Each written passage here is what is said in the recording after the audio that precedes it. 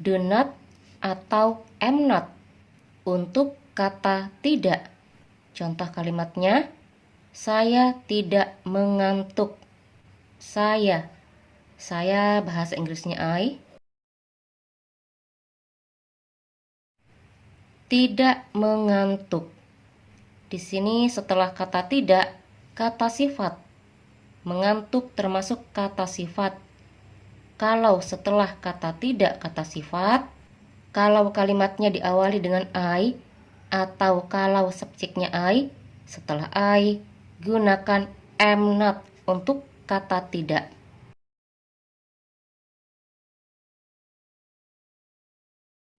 Setelah am not, sebutkan kata sifatnya. Di sini contoh kata sifatnya mengantuk. Mengantuk bahasa Inggrisnya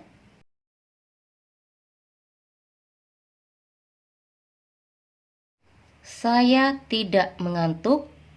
Bahasa Inggrisnya I am not sleepy. Contoh berikutnya, saya tidak mengajar sejarah. Saya bahasa Inggrisnya I. Tidak mengajar. Di sini setelah kata tidak, kata kerja. Mengajar termasuk kata kerja. Kalau setelah kata tidak, kata kerja. Kalau subjeknya I, setelah I gunakan do not untuk kata tidak.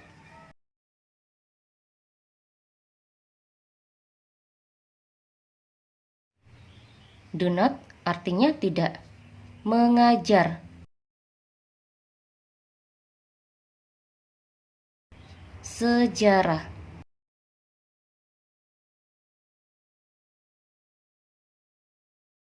Saya tidak mengajar sejarah.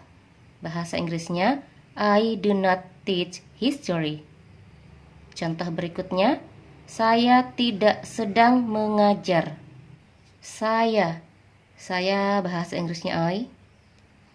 Tidak sedang mengajar. Untuk menyatakan aktivitas yang tidak sedang dilakukan, kalau kalimatnya diawali dengan I, atau kalau subjeknya I, untuk kata tidak, gunakan am not.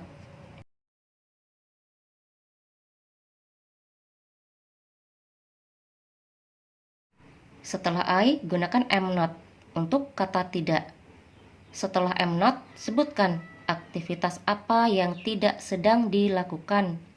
Di sini contohnya mengajar. Sedang mengajar. Kita cari dulu bahasa Inggrisnya mengajar. Mengajar bahasa Inggrisnya teach.